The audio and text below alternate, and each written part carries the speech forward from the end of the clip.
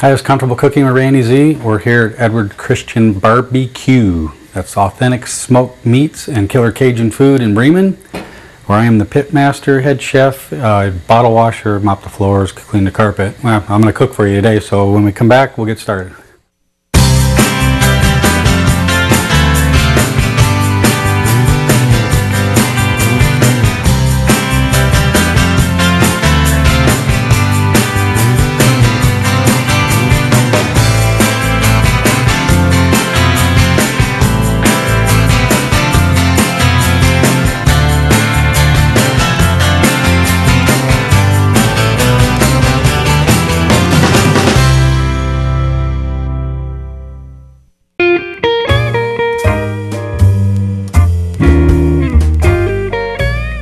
Okay, now we're back. We're going to do a few dishes today. We're going to do a smoked trout chowder, and then we're going to do a corn chowder, and we're going to make it into a dip instead of a chowder, hot chowder. That way, you know, good for parties and things. And we're going to make our own kind of like crackers. So first thing I got to do is get the crackers in. So I'm going to grab a baking sheet here. I just took the regular puff pastry in your freezer section, and we're just going to lay this out. Pretty simple. And I've got a ton of different seeds here, and we're gonna just pile them on the top. If I can get this apart, it's been out for a little while. Fine line, you want to get it out out of the freezer section so it thaws, so you can work with it like this, but then you still have to make sure it's not too thawed. So just gonna pull this out. This is good. We use this with like wrap our brie in it and bake it, and you can use it. We can do tons of shows with just this little guy right here. So I'm going to do that. Now I have just a teaspoon of just a butter. I just warmed it, just sitting on there for a couple minutes. Got it warm enough, and I'm going to put an egg in there. It's brown, organic egg. It's extremely rich, bright, colorful. We're just going to whip that up, and we're just going to paint it on here. It's going to give us a nice browning, and this egg's so rich that it's going to be a little yellow too. Now this is going to be our glue. So in the culinary world, this is glue, and this is going to help stick our seeds on here. And I think I'll slice this up a little bit before I get all my seeds on there. You can put, again, I'm starting you with a couple basic ideas here. Take them to whichever extreme you want. I've got a ton of seeds over here. I'm going to make it all different flavors. So you can use anything you like. I have caraway seed, and I have poppy seed, and I've got sunflower seed. Got some dried shallots, got some celery seed, poppy seed, dill. And I make these all up. Now these will stick back together even though I sliced them, but at least give me a starting point. So this is celery seed first, and this is going to come down to however much of whichever spice or herb you like. There's no set measurement here. This will give you an opportunity to make your own version of this.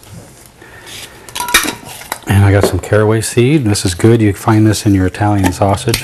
It's a bit more crunchy. This is the one you always get stuck in your teeth. And you know it when you do, because it's tough to get out. Got a great aroma to it though, guaranteed. And this is sesame seeds. I mix them both and just put them in a big jar. That's white and black. And we're going to put this in the oven, and we'll set our friend for about 8 minutes. I like to go short and take a couple peeks instead of go long and then have to start over. Got some dill seed here. It's pretty hard, so I'm just going to put a few of those on there. You could grind that and get that dill flavor. They're all going to really open up, be real aromatic when the heat gets on them. Lets the oils out. Going to give it a lot better flavor. And there's some poppy seed here. Let's put that in there. You could start with the chili powders. You could start with the mixed southwestern. You could start adding all kinds of different things. Some sunflower seeds. The big crunch. Make sure I get a few on each one. We'll get this in the oven, and we'll get busy on our trout. And then I'd like these shallots. They're dried shallots. Kind of hard to find, but I got a killer spice company I deal with, so I've always got them. You don't have to use them, but it's going to give you a little onion flavor. you want that onion flavor, you could use powder. So there we go. Done with that. Pop it in the oven. Set my friend. Oh, it's loud today. And we'll get going there. Okay, got that down. Now, got my pot going here. Gonna have that getting warmed up. It's on medium. Get the phyllo out of here. Okay, now for trout, I didn't have any and there was none in the market. We're gonna use the golden smoked trout.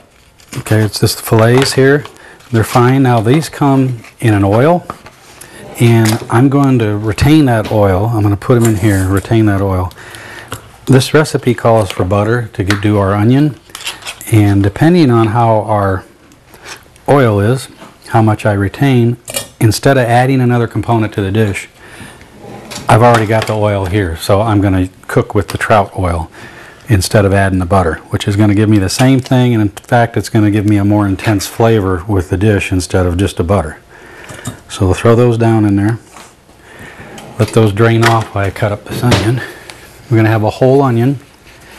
Use Spanish or a sweet. I'm going to get that, cut those in half and lay them down so you don't hurt yourself. And then we're going to dice them. You go this way, keep your root on, and you won't have to chase the whole dish around there.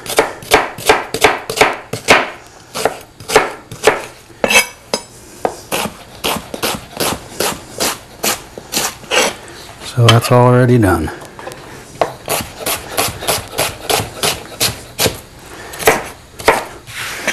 Okay, check my trout.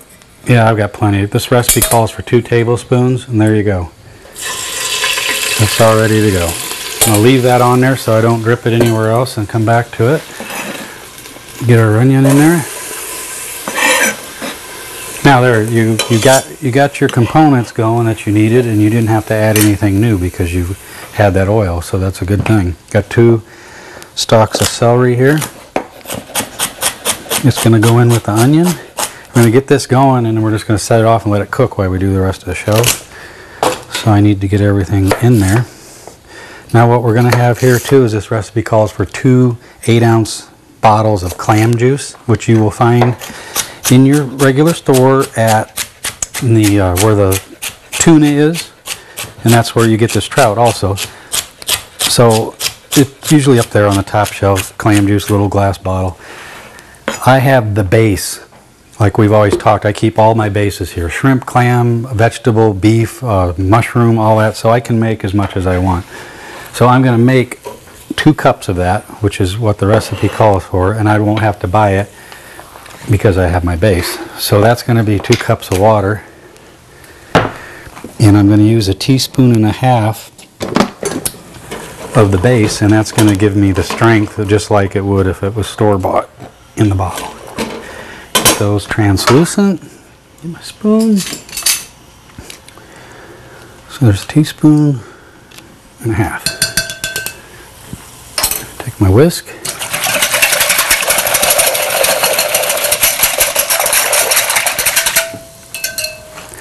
And that'll do it. And I always want to make sure it's strong enough. Yeah, it tastes like clams, which is a good thing. Okay, get that out of my way. Got that going. Okay, I got 3/4 pound of potatoes. These were already, I've already par cooked these, meaning I've partially cooked them to save time for the show. If not, they would go in with the juice and we would simmer this for probably an hour until those got tender. We're not going to have to do that now. This is just a little time saver. If this was going to get pureed into a broth or a soup or anything, then you can go ahead and save a lot of time with just using hash browns. So it's not a big deal. Here's just a frozen corn. In this frozen corn with the vegetables, we're going to use, I'm going to put in there a cup. And he's like, hey, he's measuring. Yep. And as I always say, buy your vegetables in the frozen section because there is 0 sodium in this. And I have a whole pound. You get a can, it's not that much volume, and it's got a gazillion times sodium. So that's fresh corn, good sweet corn, ready. It gives me the opportunity to do what I want to it, which is a good thing. So these are going to cook down some more, so I just want to get them translucent. If you can see in there, you've got the vibrant bright green of that celery. That's just where you want to be. If it's going to get a little darker, it's going to get cooked more as we cook the rest of this. So we'll take our clam juice, and that's going to go down in there. Get that going. I'm going to take a teaspoon of thyme here. That'll go well with that. Once it gets going, we're going to bring that back up to a boil. And then I'll finish my potatoes here.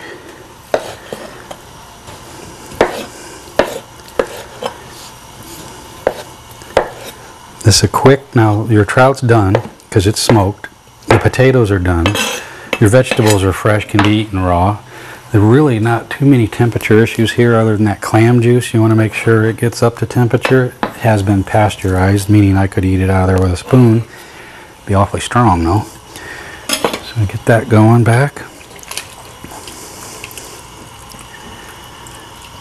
Okay, I'll throw our corn in there. That was 1 cup.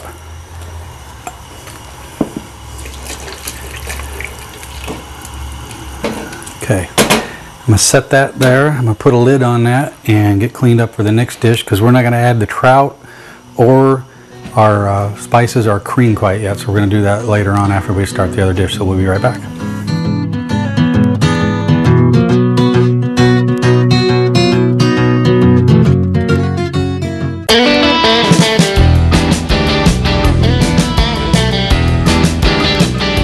Okay, now we're back. We've got our chowder here up to temp. I'm going to add a cup of cream to that. We're going to set it back and we're going to throw the fish in there and just let it simmer for the rest of the show here.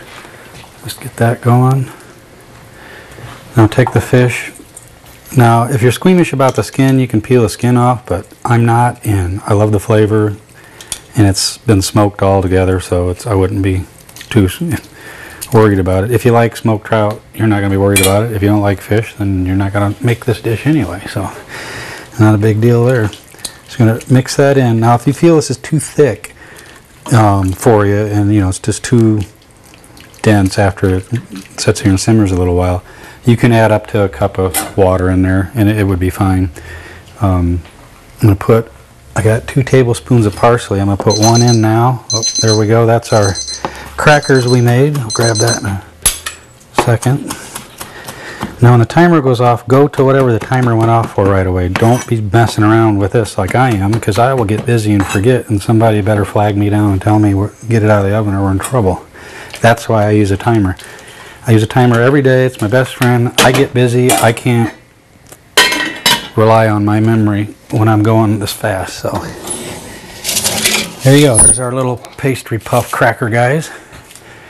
Must look good. I'm going to set them off over here. Let them cool down for a little bit. Okay, that's going. Get that out of our way. Now we're going to get that out of our way. Make a let's see, we're going to make a corn chowder, but this one we're going to turn it into a dip and not a chowder. So we've got our food processor out here. What we're going to start with is we're going to use 1/4 of an onion. So I'm just going to whack that guy. There's my 1/4. You can use green onion if you'd like. Dice that up a little bit. It's going in there. Okay, I got 4 cups of the corn again from the frozen section. I'm going to put half of it in now because I'm going to puree it down, but I want some of that corn texture when we get done. So I'm not going to do it all. Okay, so I got that in there. I take this pepper, 1 red pepper,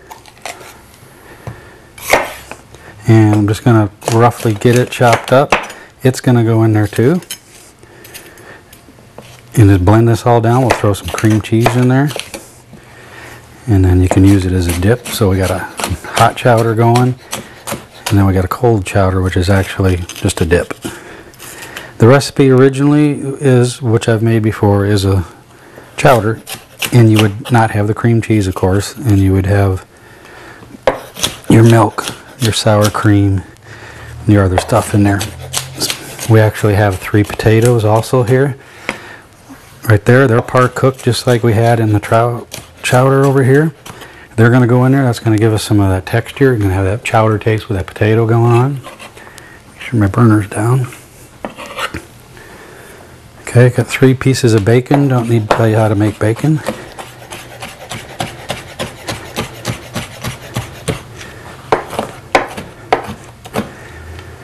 Okay.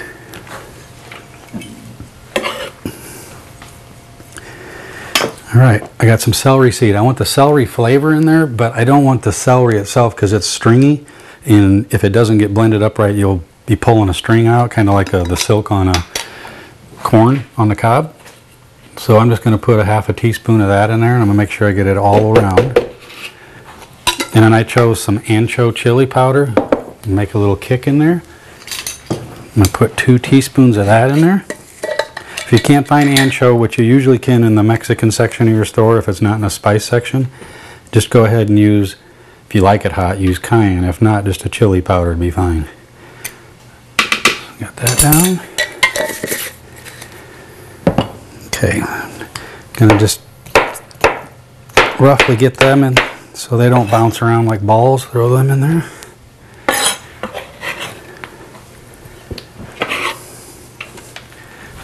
Now for texture, when we put the cream cheese in there, I got a whole 8-ounce regular cream cheese. If our texture becomes too thick where it's a big ball, we will add a vegetable broth. And here again, I use my base. I have a vegetable base, so here's my water. I can make as much as I want. And what I like these for, as I've said before, is I can make a tablespoon of broth and I have to open a whole can, or I can make a gallon of broth. It gives me all the options, and I always continuously talk about options in the kitchen, and that's one good option right there.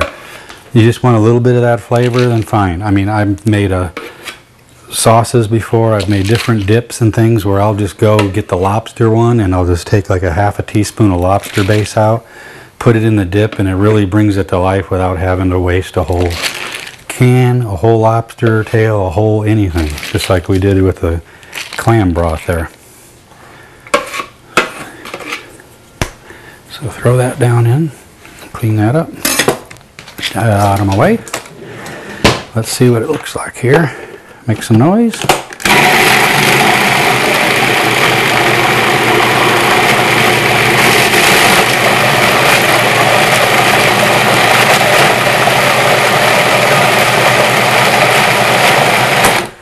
Take a look, make sure we don't see any balls in there. It's all good. You got a little corn and pepper on the side, big deal. We're going to add some corn to that anyway, so that's not a problem. Let's see, set that in there. Put that down. All right, come over here and check on our chowder.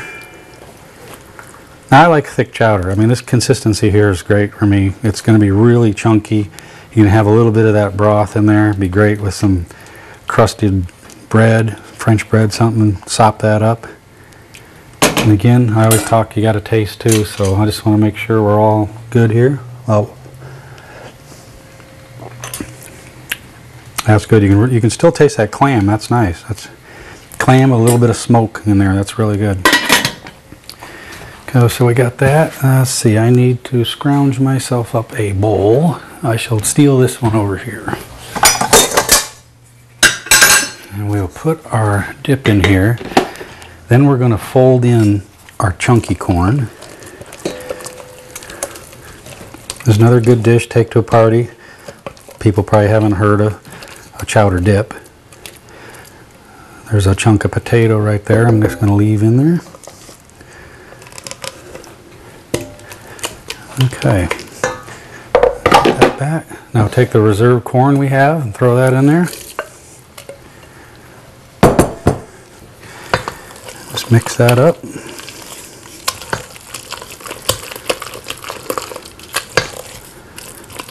Now you'd put this back in the refrigerator for at least an hour. Let that cream cheese tighten it back up because it's been room temperature, so it's just a little wet right now. I'm not going to go pull one out of the refrigerator and say ta-da. You get the same idea what we're talking about. So get that there.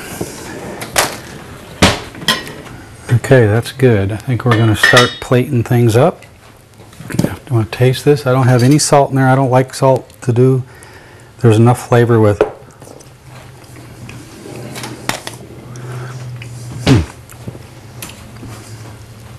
Yeah, that's good. Enough flavor with the ancho and the seeds there, the celery seeds, so it's all good. Before I plate, I'm going to get a little bit more of my parsley for a little on top of my chowder that's on the stove.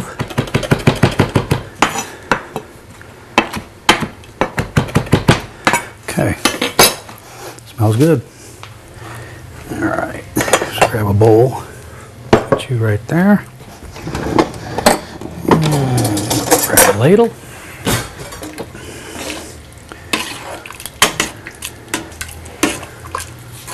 That's definitely smells like smoked fish. Sure you get some of them chunks in there. It's all good. Potato in there, and you can see your celery, your corn's nice and vibrant. A little bit of on top. Me, I'd like a little bit of smoked paprika around there, it'd be great. Take this up. This you can, you can decorate it any way you want. You can get fancy. I mean, I'm not fancy. If this was firmer, you come in with your ice cream scoop, and if you were plating for individuals, you could just go right in the center, put your crackers around there, you'd be good to go. So vegetables, you can put some like bell peppers, and even the green onion would be great with that right there. So the consistency was good. We didn't need to thin it out with our vegetable base and our broth there, so that's okay. It's got that nice and good. Again, let's get it back in the refrigerator for about an hour, let it set, tighten it up, and come on back over here. Check out our little crackers we made. See, parchment paper. See how clean my pan is? Parchment paper. I don't have to scrub until my arms fall off on that. You don't have to use an oil to spray it. You don't have to add those calories and that grease and that fat factor again. Piece of parchment paper can handle 450 degrees. You're good to go. So I use parchment paper a lot. I mean, an awful lot. I go home, see the baking sheets in the sink, and the kids didn't use the parchment paper, and Dad don't like that because then Dad's got to scrub them. So we cut those before they went in. They left us our little marks. They break away really well. You get a good fluffy, crisp texture out of there. Nice and airy and light. Got all those seeds on the top. It's going to be really good. And it's going to be good with both of them. The chowder even also. So I'll take some of that. A few of those out there. These are fun all day long. You can make tons of different variations of those, and it's cheap and it's fun. Let kids play with it. Okay, so there. Now you got a few minutes left. We did all that in real time. It wasn't bad. Simple stuff. I mean, off the shelf, simple. This is going to have a ton of flavor with that clam in there and that trout, but you have to be a fish lover, and it's got a really smokiness to it. Smokiness is great. Gonna really pop with that corn, and that celery is gonna have some crunch to it. Little fresh ground black pepper, I would probably hit that after I taste it, and that'd be it, because it's got plenty of other flavor going on. So then when we come over here to our corn chowder dip, we just took a regular corn chowder recipe and backed out all the creams and the liquids, and we added our cream cheese to it. So if you see a chowder dish you like that you think, hey, that might be good cold, let's try it out like that, use the cream cheese. Or if you want it a little thinner, you can go sour cream also. So give that a try. We pureed up half of the corn and left the rest for texture. Remember, put it in the refrigerator, tighten it back up. So that's there. And then we made our little phyllo pastry crackers, if you want to call them, or puffs. We have all kinds of seed on there. I mean, caraway, and we got some dried shallots, we got dill, we got poppy seed, we got sesame seed, we got sunflower seed. Everything going on there. So it's really going to be good. So give that one a try too. That's really simple. Check me out on Facebook, see where I'm at, get the recipes, see me on the Harvest Show live once a week, doing the cooking session with them. That's a great time. I love going there. I'm on the road all the time smoking. Catch me out there. Come see us, get some of our good authentic smoke goodness and out of our smokers, some great ribs and chicken and things. It's a really good time. Come down and see us at the restaurant. Remember what I always say, a little time invested in the kitchen's worth a lifetime of memories at the dinner table. See you soon.